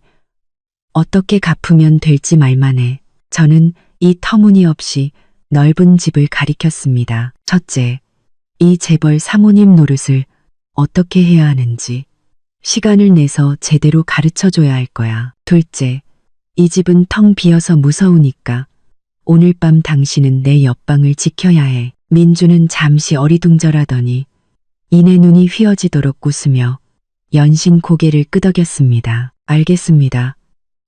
사모님 말씀대로 다 하겠습니다. 임무 완수하겠습니다. 그의 바보 같은 모습에 제 마음속의 어색함도 눈 녹듯 사라졌습니다. 어쩌면 이렇게 새로운 삶을 사는 것도 정말 괜찮을 것 같았습니다. 그때 제 휴대폰이 또다시 집요하게 울리기 시작했습니다. 액정에는 아버지와 어머니, 그리고 오빠와 몇몇 친척들의 이름이 번갈아 가며 떠올랐습니다. 저는 그 반짝이는 이름들을 보며 갑자기 씁쓸하면서도 통쾌한 기분이 들었습니다. 민주는 제 휴대폰을 가져가더니 바로 무음으로 바꾸고 소파 위에 뒤집어 놓았습니다. 신경 쓰지 마. 내일 얘기하자. 오늘 밤은 우리 둘만의 시간이야. 그는 잠시 말을 멈추고 눈을 반짝이며 말했습니다. 이 사모님, 제 일과 지금부터 시작합니다. 우선 당신의 그 낡은 옷들부터 좀 바꿔야겠어. 내일 몇몇 브랜드 사람들을 집으로 불러줄게. 그리고 둘째, 당신은 이제 친정의 손님으로 가는 게 아니라 시찰하러 가는 거라는 걸 명심해야 해. 시찰? 제가 눈을 깜빡였습니다. 응. 민준의 입가에 의미심장한 미소가 걸렸습니다. 예를 들면 내 새언니 박미영 씨가 새로운 직장에 잘 적응하고 있는지 보러 가는 거지. 청소복을 입고 변기를 닦는 박미영의 모습, 그리고 내일 마주하게 될지도 모를 엄마와 오빠의 애원을 생각하니 두렵기는커녕 오히려 은근한 기대감마저 생겼습니다. 그래, 오늘부터 나 김서연은 더 이상 누구에게나 무시당하고 조롱받던 가난한 집딸이 아니다. 그들이 직접 시작한 이 연극의 막은 이제 막 올랐을 뿐이다. 저는 민준을 보며 고개를 끄덕였습니다. 좋아. 내일 우리 시찰하러 가자. 중략 2부. 차는 동네를 벗어났습니다. 차 안은 에어컨 소리만 조용히 들릴 뿐 고요했습니다. 저는 의자에 등을 기댄 채 화려하게 빛나는 거리 풍경을 보며 마치 기이한 꿈을 꾼 것 같다고 생각했습니다. 아직도 손발이 조금 떨렸습니다. 민주는 한 손으로 운전대를 잡고 다른 손을 뻗어 제 손등을 부드럽게 감쌌습니다. 그의 따뜻한 손바닥이 제 차가운 손끝의 온도를 되찾아 주었습니다. 놀랐지? 그가 옆을 보며 미안한 목소리로 물었습니다. 저는 고개를 저었다가 다시 끄덕였습니다. 제 자신도 모순적이라고 생각했죠. 그냥 현실 같지가 않아. 당신이랑 MJ그룹이라니 아직도 남의 얘기를 듣는 것 같아. 민주는 웃으며 제 손을 꼭 잡았습니다. 미안해, 서연아. 앞으로는 절대 이런 일 없을 거야. 모든 일 너와 함께 마주할게.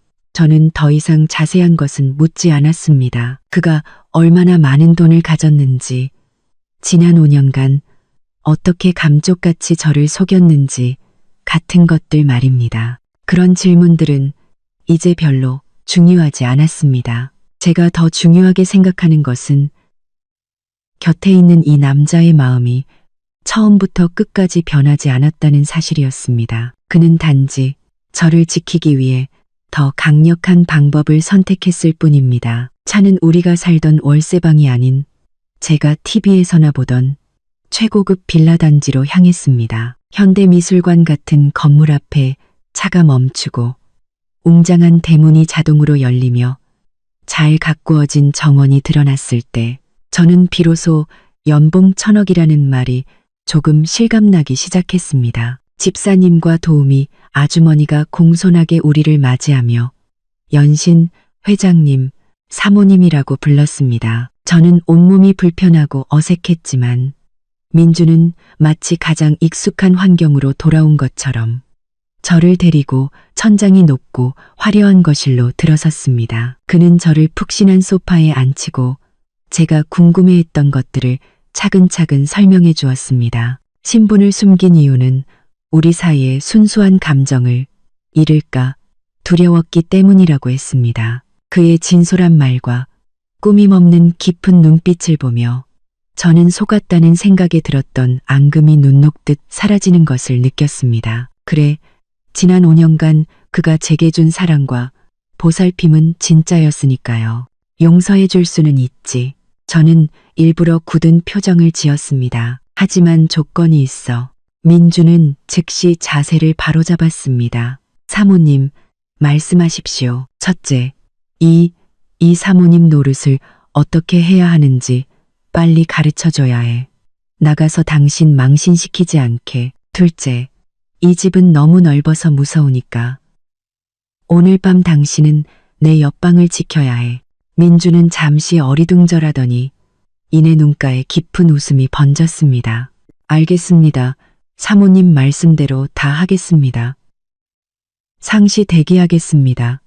그의 모습에 저도 웃음이 터졌습니다. 어쩌면 새로운 삶은 생각만큼 무섭지 않을지도 모릅니다. 바로 그때 제 휴대폰이 또다시 미친 듯이 진동했습니다. 액정에는 엄마의 이름이 집요하게 반짝이고 있었습니다. 저는 민준을 쳐다봤고 그는 스스로 처리하라는 듯 고개를 끄덕였습니다. 저는 심호흡을 하고 전화를 받았습니다. 스피커폰은 켜지 않았습니다. 수화기 너머로 즉시 엄마의 울음 섞인 전례 없이 다급한 목소리가 터져 나왔습니다. 서연아, 내 딸아, 드디어 전화를 받는구나. 어디 있니? 엄마가 잘못했다. 엄마가 어제 정신이 나가서 못할 말을 했어. 제발 엄마 화내지 마라. 응? 엄마가 사과할게. 무릎이라도 꿇을게. 어제 저를 향해 꺼지라고 소리치던 어머니와는 전혀 다른 비굴할 정도로 아첨하는 목소리였습니다. 제 마음속은 시큼하고 씁쓸했지만 그보다 더 큰 것은 냉소였습니다. 저는 평온하게 입을 열었습니다. 엄마, 나 괜찮아. 괜찮으면 됐어. 괜찮으면. 엄마는 서둘러 말했습니다. 목소리에는 아첨하는 기색이 역력했죠. 서연아, 민준이랑 같이 있니? 너희 지금 어디야? 엄마가 가서 너희 좀 보고 민준이한테 직접 사과하고 싶어서 그래. 그리고 내 오빠랑 새언니, 그 철없는 것들 때문에. 서연아, 제발 내 오빠 좀 도와줘야 한다. 걔 직장 잃으면 우리 집안은 이제 하늘이 무너지는 거야. 내 아빠는 혈압 올라서 쓰러지셨다고. 역시 결국 오빠의 직장 문제였습니다. 혈육의 정 때문에 잠시나마 피어올랐던 한 가닥의 연민이 순식간에 차갑게 식어버렸습니다. 저는 그녀의 질문에 대답하지 않고 담담하게 말했습니다. 엄마, 나 지금 좀 피곤해서 쉬고 싶어. 무슨 일이든 내일 다시 얘기하자. 그리고 그녀가 다시 입을 열기 전에 전화를 끊어버렸습니다. 전화가 끊기자마자 다시 벨이 울렸습니다. 이번에는 아버지였습니다. 저는 받지 않고 바로 무음으로 바꿨습니다. 그러자 카카오톡 메시지가 연달아 날아오기 시작했습니다. 부모님뿐만 아니라 평소에는 거의 왕래도 없던 친척들까지 모두가 조심스럽게 떠보며 아첨하는 말투로 메시지를 보내왔습니다. 저는 휴대폰 화면을 끄고 소파 위에 뒤집어 놓았습니다. 세상이 조용해졌습니다. 민주는 저를 바라보며 눈빛으로 제 의사를 물었습니다. 저는 그를 향해 웃어 보였습니다.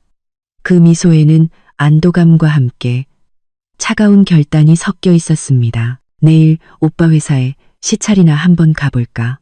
새언니가 새로운 직장에 잘 적응하고 있는지도 좀 보고. 민준의 입가에 모든 것을 이해했다는 듯한 미소가 걸렸습니다. 그는 고개를 끄덕였습니다. 그의 눈빛은 날카로웠습니다. 좋아. 전부 당신 뜻대로. 이제 그들에게 현실을 똑똑히 알려줄 때가 됐지. 그날 밤 저는 구름처럼 푹신한 침대에서 이상할 정도로 편안하게 잠들었습니다. 다음 날 저는 늦잠을 자고 일어났습니다. 거대한 통유리 창으로 햇살이 쏟아져 들어와 따뜻했습니다. 오 아주머니가 정성껏 차려주신 아침 식사를 하고 있는데 민준이 전화를 한 통 받았습니다. 최 집사님이었습니다. 문 밖에 저희 부모님과 오빠 부부가 찾아왔다고 했습니다. 민준은 저를 보며 눈빛으로 제 의사를 물었습니다. 저는 우유잔을 내려놓고 입을 닦았습니다. 올 것이 왔구나. 피할 수도 없고 피할 생각도 없었습니다. 응접실에서 기다리시라고 해. 저는 민준에게 말했습니다. 저와 민준은 천천히 아침 식사를 마치고 차까지 한 잔 마신 후에야 시간이 되었다는 듯 일어나 응접실로 향했습니다. 응접실은 꽤 넓었습니다. 아버지, 어머니, 오빠 김서준, 그리고 새언니 박미영, 네 사람이 방 한가운데 불안하게 서 있었습니다. 소파에는 감히 앉지도 못한 채 말이죠. 박미영은 아직도 어제 입었던 그 칙칙한 회색 청소복 차림이었습니다. 머리는 헝클어져 있었고 얼굴에는 미처 닦지 못한 얼룩까지 남아 있었습니다. 고개를 푹 숙인 채 쥐구멍에라도 숨고 싶은 표정이었습니다. 우리가 들어서는 것을 보자마자 엄마는 얼굴에 제가 한 번도 본 적 없는 아첨에 가까운 미소를 지으며 다가왔습니다. 서연아, 민준아, 일어났구나. 아침은 먹었고? 아버지도 손을 비비며 감출 수 없는 어색함과 아첨이 섞인 표정으로 말했습니다. 민준아, 어제는 정말 미안했네. 우리가 눈이 삐었지. 제발 마음에 담아두지 말게. 오빠 김서준은 얼굴이 잿빛이었고 눈 밑은 시커멓게 변해 있었습니다. 뜬 눈으로 밤을 새운 모양이었습니다. 그는 우는 것보다 더 보기 흉한 미소를 지으며 마른 목소리로 말했습니다. 매제, 서연아, 내가 잘못했어. 민주는 아무 말 없이 제 손을 잡고 상석의 소파에 앉았습니다. 그는 등을 기대고 편안한 자세를 취했지만 그에게서는 무시할 수 없는 압박감이 느껴졌습니다. 그는 그들을 가볍게 훑어보고 마지막으로 오빠에게 시선을 고정했습니다. 뭘 잘못했는데? 오빠는 그 질문에 말문이 막힌 듯 이마에 식은땀을 흘리며 더듬거렸습니다. 저는 박미영을 말리지 못한 그녀가 헛소리하는 걸 당신을 무시하면 안 됐는데 나를 무시한 건 괜찮아. 민주는 그의 말을 끊었습니다. 목소리는 평온했지만 그 안에는 차가운 기운이 서려 있었습니다.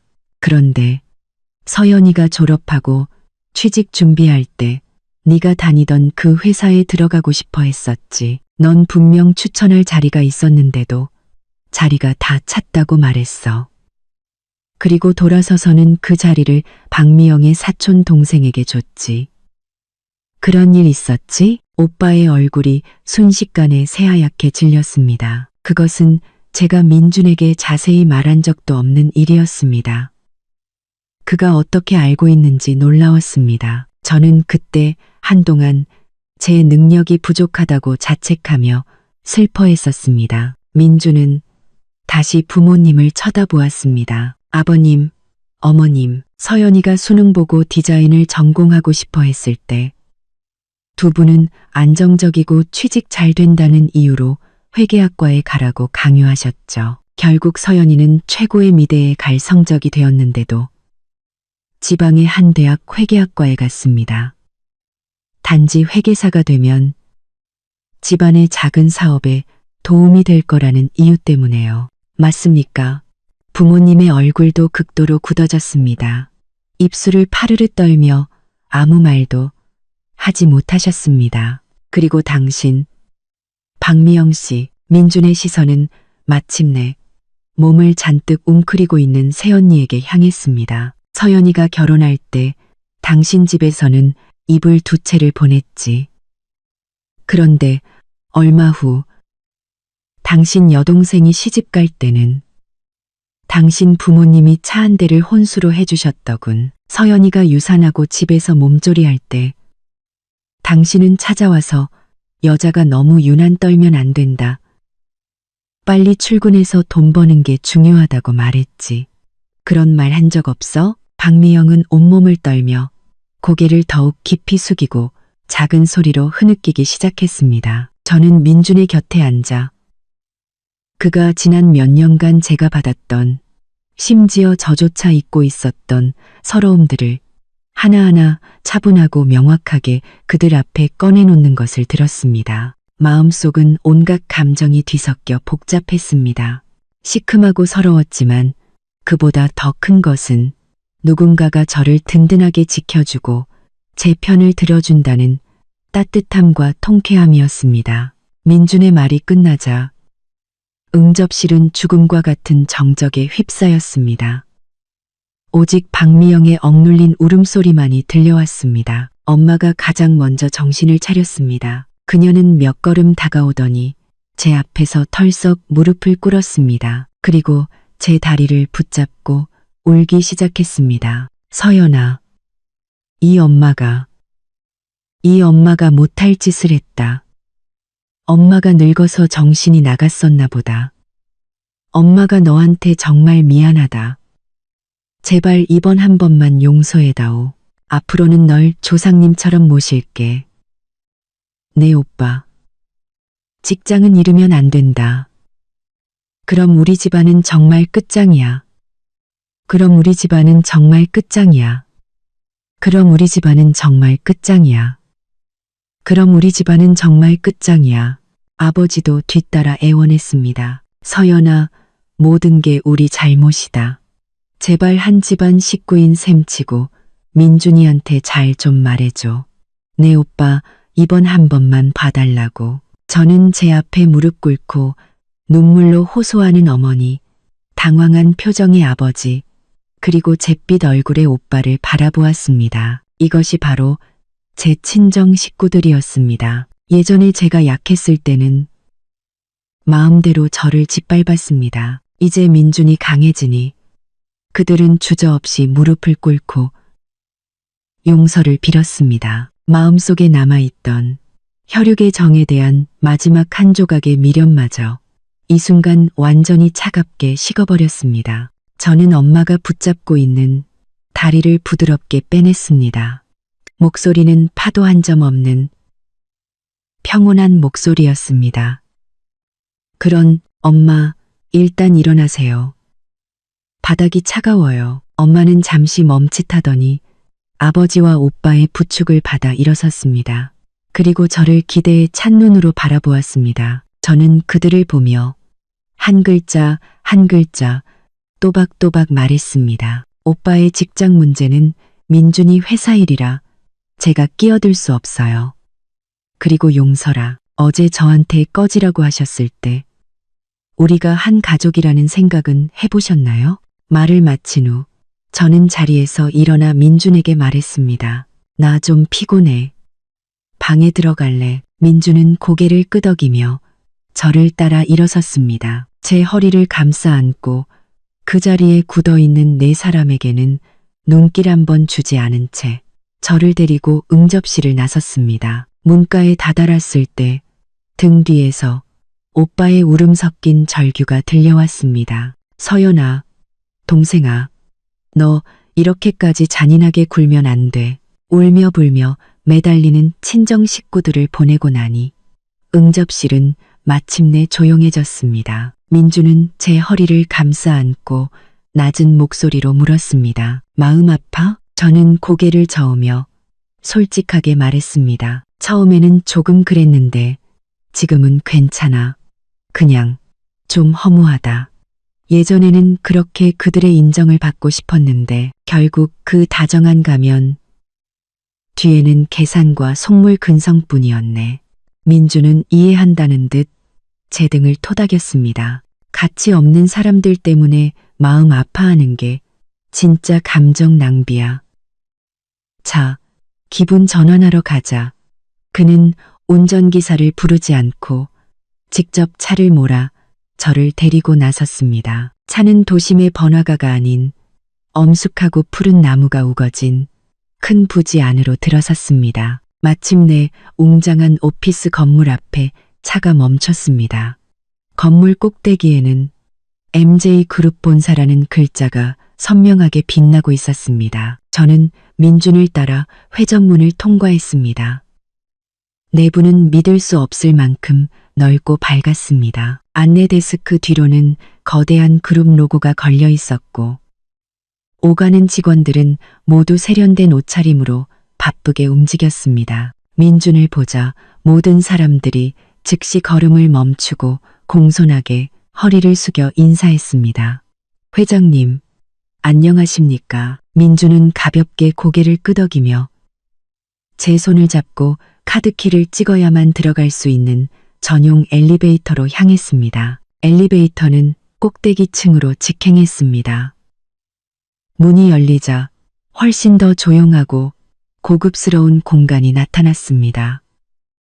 임원들이 근무하는 곳임이 분명했습니다. 정장을 입은 지적인 분위기의 중년 여성이 이미 엘리베이터 앞에서 기다리고 있었습니다. 그녀가 바로 민준의 수석 비서 김 비서였습니다. 회장님, 사모님, 김 비서는 공손하게 인사하며 제게는 적당한 호기심과 존중이 담긴 시선을 보냈습니다. 민준은 고개를 끄덕였습니다. 준비는 다 됐나? 네, 회장님. 지시하신 대로 모두 준비해 두었습니다. 김 비서는 옆으로 비켜서며 길을 안내했습니다. 이쪽으로 오시죠. 우리는 두꺼운 카펫이 깔린 복도를 지나 작은 회의실로 들어갔습니다. 회의실의 한쪽 벽은 특수한 단방향 유리로 되어 있어 안에서는 옆방의 상황을 훤히 볼 수 있었지만 옆방에서는 우리를 볼 수 없는 구조였습니다.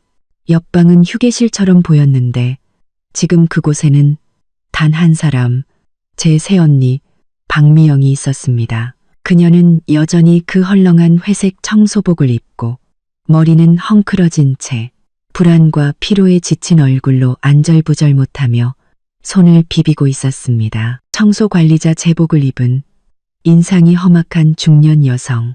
영상에서 봤던 그 장 부장이 그녀 옆에 서서 가차없이 훈계하고 있었습니다. 장 부장의 목소리는 숨겨진 스피커를 통해 선명하게 들려왔습니다. 박미영 씨 경고하는데 아직도 자기가 예전에 팀장님 사모님인 줄 착각하지 마. 청소부에 왔으면 용이든 호랑이든 얌전히 엎드려 있어야지. 그 잘난 척하는 성질머리 당장 집어치우라고. 오늘 본사에서 임시로 당신을 이쪽 고위층 휴게실 청소에 배정한 거 아니었으면 네가 감히 이 건물 대문에 발이나 들여놓을 수 있었을 것 같아?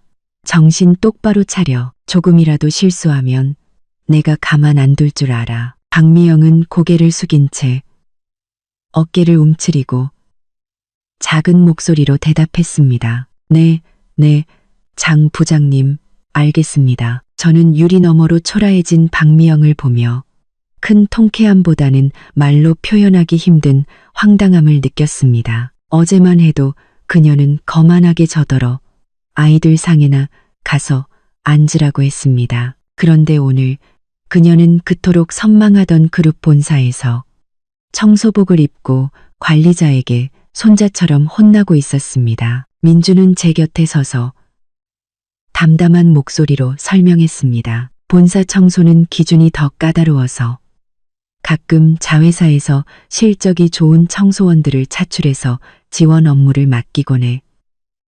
일종의 격려 차원이지. 저는 민준이 일부러 제가 박미영의 처지를 직접 보게 하려고 이 상황을 만들었다는 것을 깨달았습니다. 그때 김 비서가 태블릿 PC를 들고 와 민준에게 낮은 목소리로 보고했습니다. 회장님, 신성건설에서 김서준 과장에 대한 최종 처리 의견이 올라왔습니다.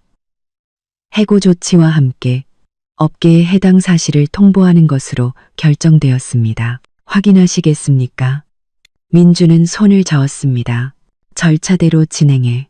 저는 그 말을 들으며 오빠 김서준의 직장 생활은 완전히 끝났다는 것을 알았습니다. 단순히 직장을 잃는 것뿐만 아니라 업계에 소문이 나면 동종 업계에서는 제대로 된 직장을 구하기 어려울 것입니다. 오빠를 통해 가문을 일으키려던 부모님의 꿈은 완전히 산산조각 난 셈입니다. 저는 옆방에서 안절부절 못하는 박미영과 지금쯤 속이 타들어가고 있을 부모님과 오빠를 생각하며 민준의 복수 방식이 때리거나 욕하는 것보다 훨씬 더 잔인하고 절망적이라는 것을 느꼈습니다. 그는 그들이 가장 중요하게 생각하는 것들, 체면, 지위, 그리고 돈을 가장 현실적인 방법으로 빼앗고 있었습니다. 이제 그만 볼까? 민준이 낮은 목소리로 물었습니다. 내 사무실에 가서 좀 쉴래? 아니면 김 비서한테 그룹 브랜드 쇼룸 구경이라도 시켜달라고 할까? 마음에 드는 거 있는지 한번 봐. 저는 시선을 거두고 고개를 저었습니다. 박미영의 초라한 모습을 보는 것이 그다지 즐겁지는 않았습니다. 진정한 자신감은 내면의 강인함과 곁에 있는 이 남자의 지지에서 오는 것이지 다른 사람의 고통 위에서 세워지는 것이 아니었습니다. 집에 가자. 저는 말했습니다. 저는 집에 가서 당신이 준비해준 그의 사모님 되기 교재나 봐야겠어. 남 구경하는 것보다 그게 훨씬 더 중요하잖아. 민주는 잠시 멈칫하더니 이내 웃음을 터뜨렸습니다. 그의 눈빛에는 칭찬과 부드러움이 가득했습니다. 좋아. 집에 가자. 이 사모님. 지금부터 수업 시작이야. 우리는 그 관찰실을 떠났고 다시는 박미영을 쳐다보지 않았습니다. 중략 3부. 그날 밤 11시가 넘은 시각. 저는 깊은 잠에 빠져 있었습니다. 그런데 갑자기 침대 옆 협탁에 놓인 휴대폰이 미친 듯이 진동하기 시작했습니다. 고요한 밤의 그 소리는 유난히 귀에 거슬렸습니다. 저는 미간을 찌푸리며 휴대폰을 집어들었습니다. 액정에는 놀랍게도 엄마의 이름이 떠 있었습니다. 이 늦은 밤에 무슨 일이지? 불길한 예감이 스쳐 지나갔습니다. 저는 잠시 망설이다가 결국 통화 버튼을 눌렀습니다. 하지만 수화기 너머로 들려온 것은 엄마의 목소리가 아니었습니다. 거칠고 흉악한 낯선 남자의 목소리였습니다. 배경에서는 시끄러운 소음과 함께 희미한 울음소리와 애원소리가 들려왔습니다. 김서연 씨 맞나? 남자의 말투는 매우 무례했습니다. 저는 심장이 덜컥 내려앉았지만 애써 침착함을 유지하며 물었습니다. 누구시죠? 내 오빠 김서준이 우리 용 형님한테 5억을 빌려갔어. 이자까지 합쳐서 지금 8억이야. 근데 이 자식이 돈도 안 갚고 잠수를 탔네. 그래서 우리가 지금 내 부모님 집에 와 있거든. 이 늙은이들도 돈이 없다고 버티네. 남자의 목소리에는 비웃음이 섞여 있었습니다. 잘 들어. 30분 안에 현금 8억 안 보이면 내 부모님 어떻게 될지 장담 못해. 팔 하나를 자를까?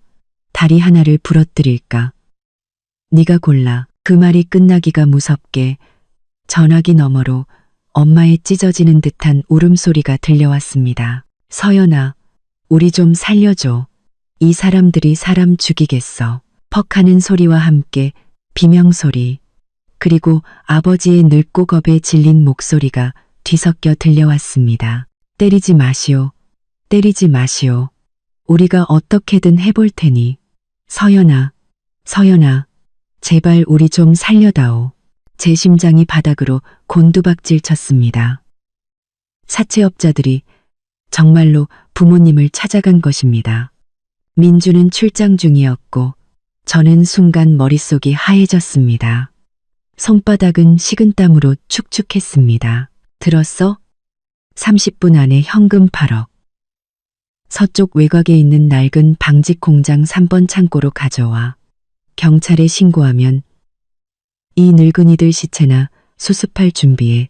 남자는 악랄하게 장소를 말하고는 제 대답도 듣지 않고 전화를 끊어버렸습니다. 뚜 하는 소리를 들으며 저는 침대에 앉아 심장이 미친 듯이 뛰는 것을 느꼈습니다. 8억 현금, 30분, 폐공장. 이건 명백한 함정이었습니다. 그들의 진짜 목표는 돈이 아니거나 돈만이 아닐 것입니다. 분명 저와 민준의 관계를 알아내고 부모님을 이용해 저를 끌어내려는 속셈이었습니다. 가면 분명히 위험할 것입니다. 하지만 가지 않으면 부모님은 비록 그들에게 마음이 차갑게 식었지만 사채업자들에게 해코지당하는 것을 보고만 있을 수는 없었습니다. 저는 스스로를 다잡으며 심호흡을 했습니다. 우선 경찰에 신고하면 부모님이 더 위험해질 것입니다. 둘째, 혼자 멍청하게 그곳으로 갈 수는 없습니다. 둘째, 저는 즉시 휴대폰을 들어 민준에게 전화를 걸었습니다. 고객님의 전화기가 꺼져 있어. 아마 비행기 아니거나 회의장 전파가 차단된 모양이었습니다. 어떡하지? 그래, 최 집사님, 오 아주머니. 저는 즉시 이불을 박차고 일어나 잠옷바람으로 침실을 뛰쳐나갔습니다. 최 집사님, 오 아주머니. 곧 잠옷 차림의 최 집사님과 오 아주머니가 각자의 방에서 황급히 달려나왔습니다. 사모님, 무슨 일이십니까? 제 창백한 얼굴을 본 최 집사님이 긴장된 목소리로 물었습니다. 저는 최대한 간결하게 상황을 설명했습니다. 최 집사님과 오 아주머니의 얼굴도 순식간에 굳어졌습니다. 사모님, 절대 가시면 안 됩니다. 너무 위험합니다. 오 아주머니가 제 팔을 붙잡고 떨리는 목소리로 말했습니다. 경험이 많은 최 집사님은 좀 더 침착했습니다. 상대방이 계획적으로 움직이고 있습니다. 현금과 장소를 지정한 것은 명백한 함정입니다.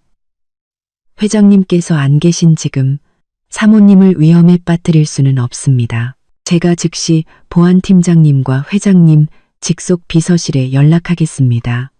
이런 비상 상황에 대한 대비책이 있을 겁니다. 하지만 우리 부모님은 제 목소리가 떨렸습니다. 사모님, 경황이 없으셔서 그렇습니다. 최 집사님은 단호하게 말했습니다. 그들이 부모님을 잡은 것은 사모님을 끌어내기 위함입니다. 만약 사모님께서 가시면 그들의 계획에 그대로 말려드는 것입니다. 사람을 구하기는커녕 사모님까지 위험해지실 겁니다. 그렇게 되면 회장님께서 더 난처한 상황에 빠지게 됩니다. 최 집사님의 말은 마치 찬물처럼 제 정신을 번쩍 들게 했습니다. 그래, 저는 혼자가 아닙니다. 제 뒤에는 민준과 MJ 그룹이 있습니다. 제가 잘못되면 그 파장은 상상할 수 없을 것입니다. 알겠어요.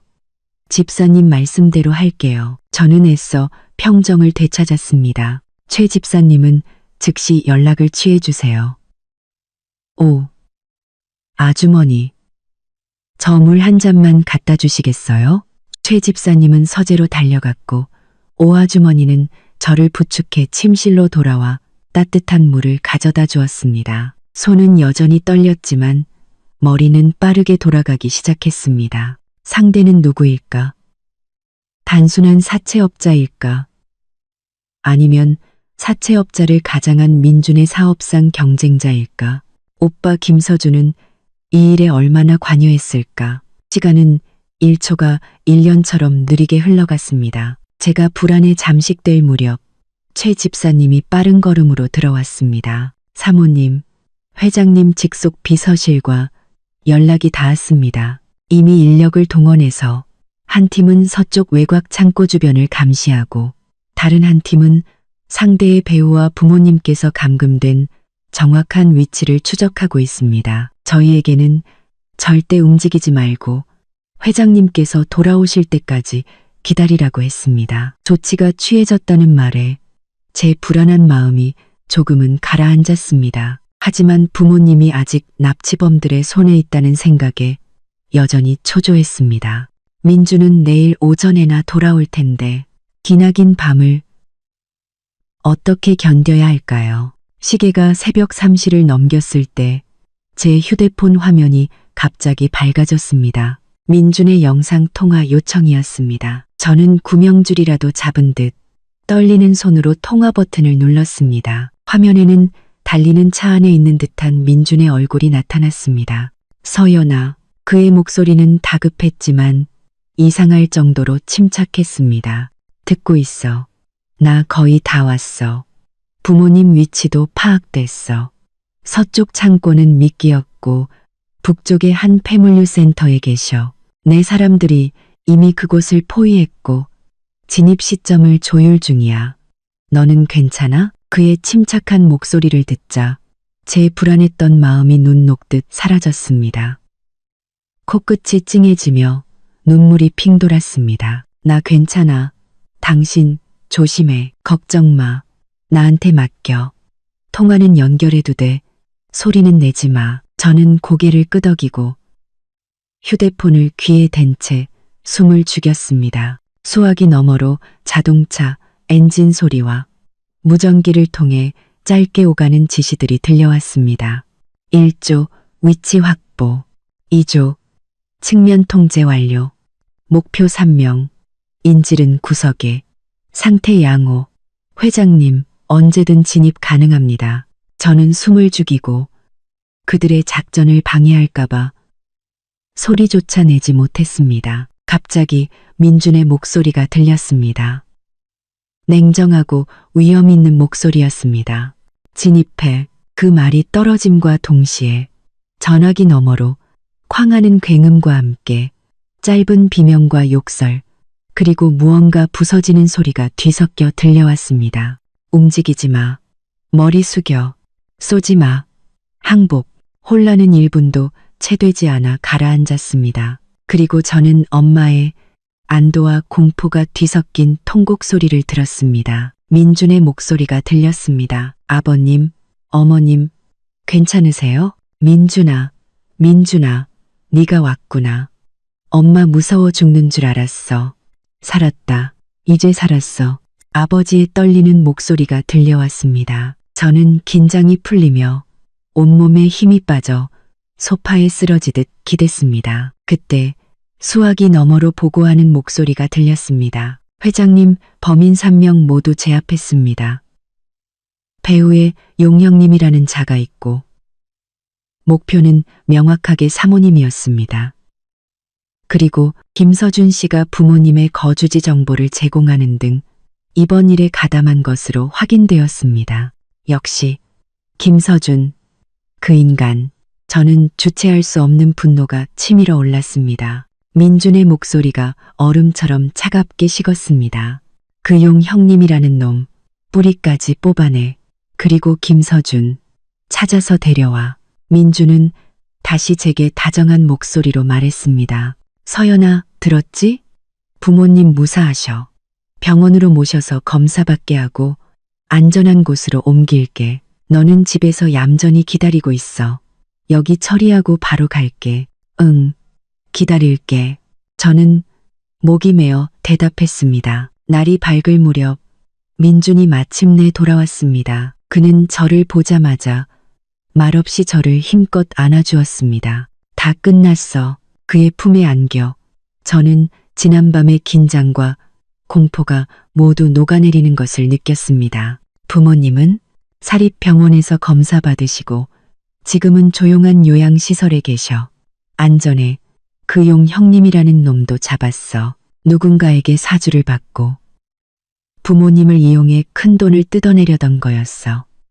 다시는 문제 일으킬 일 없을 거야. 그의 가벼운 설명 뒤에 숨겨진 강력한 힘을 저는 짐작할 수 있었습니다. 그리고 오빠는 김서준도 찾아서 부모님이 계신 요양시설로 보냈어. 민주는 제 눈을 바라보며 말했습니다. 서연아, 어떤 만남은 피할 수 없고 어떤 말은 반드시 해야만 해. 내가 같이 가줄게. 이번에 모든 것을 완전히 정리하자. 앞으로 어떻게 할지는 전부 네가 결정해. 저는 그의 뜻을 이해했습니다. 피하는 것은 해결책이 아니었습니다. 알겠어. 같이 가자. 오후 우리는 교회의 조용한 요양시설로 향했습니다. 거실에는 초췌한 모습의 부모님이 앉아 계셨습니다. 우리를 보자, 특히 민준을 보자 그들은 겁에 질린 표정으로 자리에서 일어났습니다. 포정으로 곧 안쪽 방에서 오빠 김서준이 보디가드처럼 보이는 남자와 함께 나왔습니다. 그는 완전히 기가 죽어 우리를 쳐다보지도 못했습니다. 민주는 단도직입적으로 말했습니다. 어젯밤 일은 마지막이길 바랍니다. 예전의 일들은 서연이를 봐서 더는 문제 삼지 않겠습니다. 부모님과 오빠의 눈에 희망의 빛이 스쳤지만 민준의 다음 말은 그들의 환상을 완전히 부숴버렸습니다. 하지만 오늘부터 당신들의 삶은 저와 서연이와 아무런 관련이 없습니다. 김서준 씨가 진 빚은 제가 대신 갚아주었지만 이것이 마지막입니다. 앞으로 당신들이 어떻게 살든 저희와는 상관없습니다. 다시는 서연이 앞에 나타나지 마십시오. 만약 다음이 있다면 그 결과는 당신들이 절대 감당할 수 없을 겁니다. 그의 말은 최종 판결과도 같았습니다. 부모님은 잿빛 얼굴로 고개를 숙였고 오빠는 그 자리에 주저앉을 뻔했습니다. 저는 그들을 보며 마지막 인사를 건넸습니다. 아빠, 엄마, 오빠, 잘 지내. 앞으로 각자 잘 살자. 그리고 저는 민준과 함께 그 방을 그리고 제 과거를 완전히 떠났습니다. 며칠 후 저는 민준과 함께 우리 부부의 이름으로 설립된 대규모 장학재단의 출범식에 참석했습니다. 저는 단정한 드레스를 입고 스포트라이트 아래 민준의 곁에 서서 수많은 카메라와 하객들을 당당하게 마주했습니다. 저는 더 이상 구석에 숨어있던 소심하고 자존감 났던 김서연이 아니었습니다. 저는 이민준의 아내이자 그와 어깨를 나란히 하고 존중받는 사람이었습니다. 행사가 끝나고 집으로 돌아오는 차 안에서 민준이 갑자기 말했습니다. 서연아, 우리 당분간 다른 곳에 가서 살까? 그는 스위스의 호숫가에 있는 작은 저택을 봐두었다고 했습니다. 거기서 밀린 신혼여행도 하고 당신이 하고 싶었던 디자인 공부도 마음껏 해. 그는 제가 마음속에 품고 있던 작은 꿈까지 기억하고 있었습니다. 저는 그의 어깨에 기대며 웃었습니다. 좋아요. 그런데 이 회장님, 이거 혹시 금옥장교, 치모장교 아니에요? 민주는 낮게 웃으며 제 귓가에 속삭였습니다. 아니, 내가 어렵게 되찾은 보물을 데리고 진짜 행복한 삶을 살러 가는 거지. 창밖으로 도시의 불빛이 반짝였습니다. 서럽고 억눌렸던 과거는 이제 완전히 지나갔습니다. 사랑과 존중, 그리고 무한한 가능성으로 가득한 새로운 삶이 저를 기다리고 있었습니다. 오기로 가난뱅이와 결혼했던 그 여자는 상상도 못했을 것입니다. 자신이 결국 얻게 된 것이 엄청난 부와 명성뿐만 아니라 한 남자의 모든 것을 건 진심이었다는 것을 말입니다. 그리고 그것이야말로 세상 그 어떤 재물로도 살 수 없는 가장 소중한 것이었습니다. 이야기꾼과 함께한 오늘 밤 즐거우셨나요? 여러분의 구독과 좋아요는 더 재미있는 이야기를 만드는데 큰 힘이 됩니다. 그럼 다음 이야기에서 다시 만나요.